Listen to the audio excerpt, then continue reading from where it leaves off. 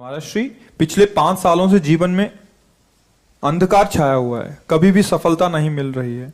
जीवन में आगे क्या करूं क्या ना करूं समझ नहीं आ रहा। सफलता किसे माना है आपने? महाराज जी, श्री जी मैं पढ़ाई पूरी की और मैंने श्री जी से कहा कि मैं अब क्या करूं। तो उन्होंने मुझे कुछ संकेत दिए थे कि आप सरकारी में जाइए और प्रभु की सेवा करिए।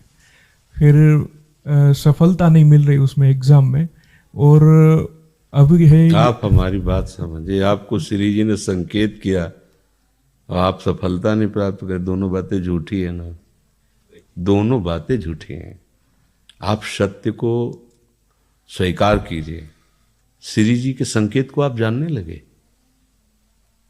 आप श्री जी के संकेत तो तभी जब आप उनकी मन की बात जान लेना, तो आप कितने बड़े सिद्ध हो गए। और फिर सफलता किसकी चाहते हो? प्रकृति जन्य की। आप श्री जी के संकेत को जान जाओगे तो श्री जी के प्रेम की सफलता चाहोगे, लोकवत नहीं। और ये लोक की सफलता, सुनो पहले, प्रारब्ध के अधीन है। इसकी सफलता के लिए श्री जी से प्रार्थना मत करो। हमारी बात समझना। विद्यारण्य जी एक बहुत बड़े महापुरुष हुए हैं। उन्होंने अपने माता पिता को सुखी करने के लिए, धन प्राप्ति के लिए गायत्री अनुष्ठान किया। ब्राह्मण कुल में जन्म हुआ था। एक पुरस्चरण 24 लाख का गायत्रिक होता है। उन्होंने एक पुरस्चरण किया, 2 पुरस्चरण किया, एक बार भी कोई धन की प्राप्ति नहीं हुई। आखिरी में उन्होंने संन्यास लिया। जीव संन्यास लिया, माता गायत्री प्रकट हो गई। उनका अब इंद्रासन भी मांगो तो आपका। तो बोले अब क्या जरूरत है, अब तो वैरागी हो गया, विरक्त हो गया। माता पिता भी पधार गए, उनकी सेवा के लिए अर्थ चाहना। 23 पुरस्चरण किए और आप तब नहीं आए। तो उनका तुम्हारे अनंत जन्मों में ऐसे 24 महापाप थे जिनके कारण मैं नहीं आ पा रही थी। अब वो 23 पुराण से चरण से नष्ट हुए, पुरस्चरण से, और 24वां तुमने संन्यास लिया। तो अब आप जो चाहो पर बोले अब चाहिए ही नहीं, क्योंकि अब सन्यासी हो गए, अब तो ब्रह्म प्राप्ति के लिए। तो इससे आभास होता है कि अगर हमारा बुरा प्रारब्ध है तो हमको भोगना पड़ेगा। हम कितना भी प्रयास करें वो हमें, तो हम क्या करें इसमें जिससे हमें परम शांति हो? प्रभु के नाम का जप करते हुए उन पर दृष्टि लगाएं कि प्रारब्ध से हमारा भरण पोषण शरीर का भले, ये हमारा भरण पोषण आपसे होगा नाथ। तो वो एक ऐसे हैं जो आपके प्रारब्ध को भी मिटा देंगे। वो ऐसे शरणागत वत्सल हैं कि सब लिखा पढ़ी अलग कर देंगे। सुदामा जी को दरिद्रता का योग था। ऐसी दरिद्रता, कई कई दिन तक भिक्षा नहीं मिलती थी। ये जितने भी चरित्र हमारे लिए उदाहरण है। मांगने जाते थे तो मांगने से भी नहीं मिलता था, कई कई दिन। तो एक दिन उनकी पत्नी ने कहा कि हमारा आपका तो चरणामृत से भी गुजारा 2 दिन 3 दिन हो, 4 दिन हो, छोटे छोटे बच्चे तो मर जाएंगे ऐसे। कुछ तो उन्होंने कहा, श्री कृष्ण के सिवा हमारा कोई नहीं। अब हम क्या कर सकते हैं?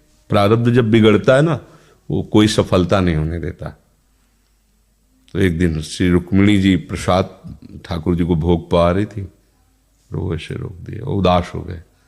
तो उनका, प्रभु ऐसी स्थिति हमने जब जब आपकी देखी, तो किसी भक्त को जब कष्ट होता है तब आपको ऐसे देखा है। कौन सा भक्त है और क्या कष्ट है? तो कहा एक सुदामा नाम के हमारे मित्र हैं, कई दिन से भोजन भी उनको। प्रभु आपके मित्र और मैं आपकी दासी, महालक्ष्मी का अवतार रुक्मिणी, आप हुक्म कीजिए। लोक लोक की संपत्ति वहां, बोले उसको चाह नहीं है, हमारे मित्र को चाह नहीं है। और चाह ना होने पर हम विवश हैं। अगर वो चाह कर ले तो सारी व्यवस्था हो जाए। तो बोले पैदा करो जाके चाह। बोले उनके हृदय में तो नहीं पैदा कर सकते, हम भी, क्योंकि जिस हृदय में भगवान का आश्रय और निरंतर चिंतन है, वहां माया की चाह नहीं होती। बोले उनकी पत्नी के हृदय में, बोले प्रयास करते हैं जाके। भगवान संत वेश में गए, भिक्षाम दे, वो निकली। अतिथि का सत्कार करना गृहस्थ का धर्म होता है। हाथ जोड़ा और कहा हम असमर्थ हैं, आपको भिक्षा नहीं दे सकते। क्यों? बोले हम अपवित्र हैं, हमारे ऊपर सूतक लगा हुआ है। किस बात का सूतक? हमने एक पुत्र जन्मा है तो ठीक है, हम 10-12 दिन बाद आ जाएंगे। बोले नहीं, आजीवन अपवित्र रहेंगे। वैसा कौन सा? बोले दरिद्रता रूपी।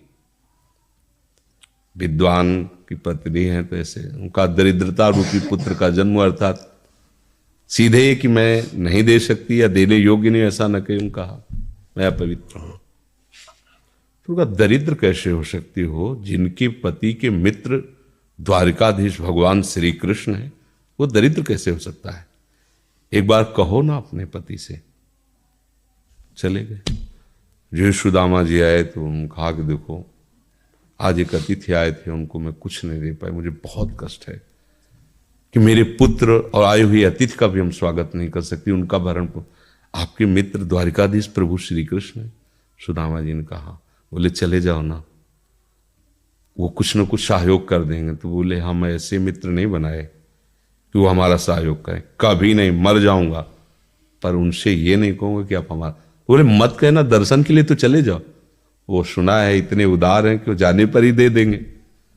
सुदामा जी ने कहा दर्शन के लिए तो जा सकते हैं, बहुत दिन हो गए, ठीक है, पर मित्र के पास जाए तो कुछ लेके जाना चाहिए, मेरे पास तो कुछ नहीं ना।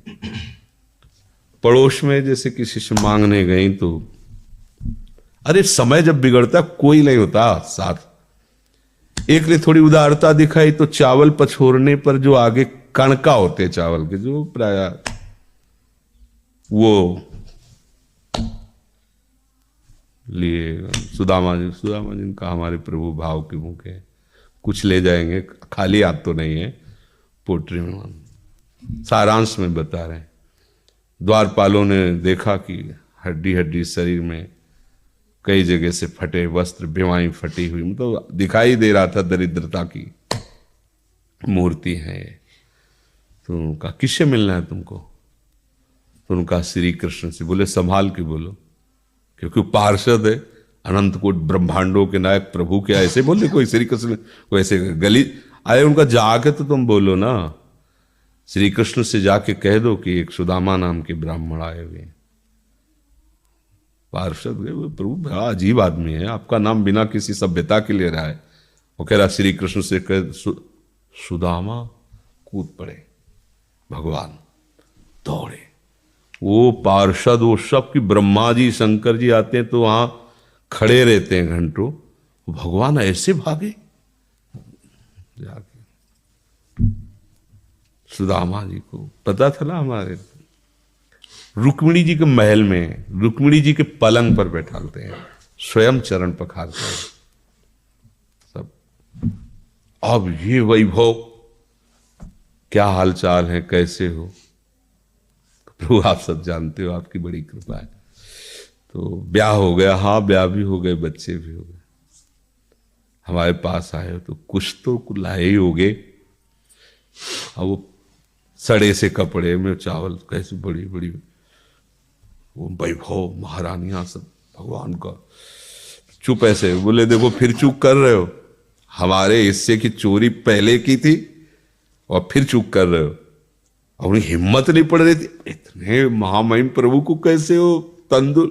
भगवान ने ऐसे छीला, ओहो आज तक मुझे ऐसा स्वाद नहीं मिला। भगवान बड़ाई कर रहे, देखो रुक्मिणी जी की आंखों में आंसू आ गया वो दृश्य। भगवान पकड़ लिया हाथ, बस प्रभु हम आपके सिवा नहीं रह सकती हो। भगवान तो सुदामा जी का स्वागत सम्मान को दी, अच्छे कपड़े पहनाए। जब चलने लगे ना तो भगवान की तरफ वो देखते, मतलब कामना नहीं पर कि देखा पत्नी कह रही थी जाओगे कुछ न कुछ, चले प्रभु, हाँ ठीक, इधर से ऐसे चले जाना, हाथ भी खाली। प्रभु ने कहा देखो ये कपड़े जो है ना महंगे हैं, रास्ते में तुम्हें चोर बदमाश, तुम अपनी पोशाक पहने इनको उतार दो। बोले बड़ी कृपा, कपड़े भी उतार रहे और रास्ते में सोचे देखो निगेटिवली सोच रहे, मेरे श्री कृष्ण मुझे कितना प्यार करते हैं। उन्होंने इसीलिए नहीं दिया कि दरिद्र कहीं संपत्ति पाकर मतवाला होकर मुझे भूल न जाए, मुझे कितना प्यार करते हैं। प्रभु के प्यार में मगन होकर सुदामा पूरी खड़ी जैसे द्वारिका। तो उनको भ्रम हुआ कि मुझे लगता है चलते चलते मैं पुनः द्वारिका आ गया। तो वहां पूछ रहे हैं कि ये किसका है।